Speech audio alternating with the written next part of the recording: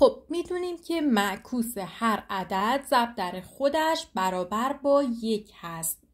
حالا میخوایم با رسم شکل نشون بدیم که 2/3 ضرب در 3/2 مساوی 1 هست. یا کلاً میخوایم با رسم شکل نشون بدیم که معکوس هر عدد ضرب در خودش مساویه با 1. چجوری نشون میدیم؟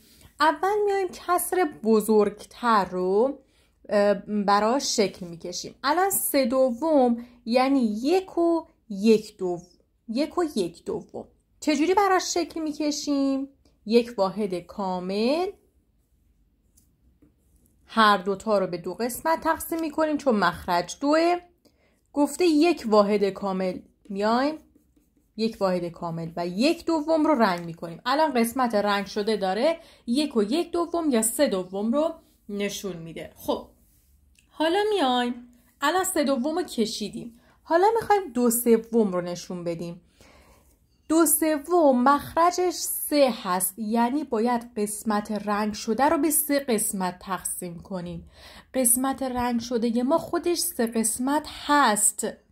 خب پس دیگه نیازی به تقسیم نیست. میگه 2 قسمت از قسمت رنگ شده رو رنگ کن. میام 2 قسمتش رو رنگ میکنم.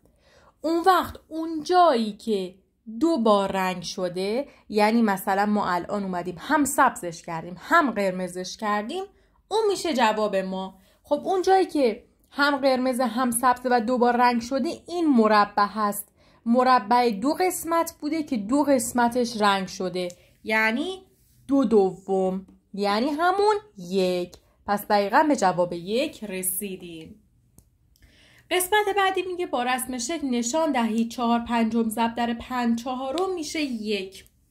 کسر بزرگتر رو همیشه اول رسم میکنیم. 5/4 یعنی 1 و 1/4. خب 1 مربع میکشیم، یه مربع دیگه هم اینجا، به 4 قسمت تقسیمشون میکنیم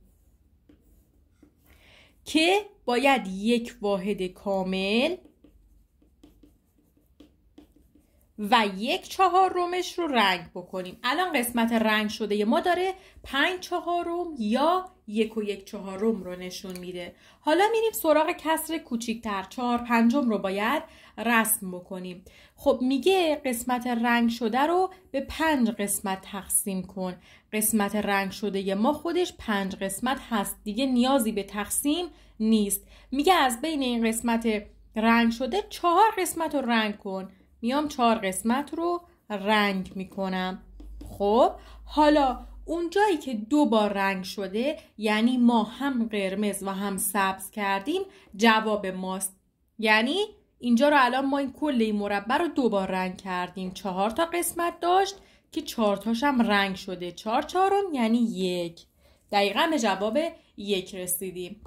برای این جور سوالا روش‌های مختلفی وجود داره. ممکنه بعضی‌ها جور دیگه شکل رو رسم بکنن. مهم اینه که ما بدونیم معکوس هر عدد ضرب در خودش برابر 1 هست و اینکه آخر سر توی رسم شکلمون به 1 واحد کامل برسیم و این 1 رو ثابت بکنیم که الان ما دقیقاً توی این 2 تا سوال این کار رو انجام دادیم.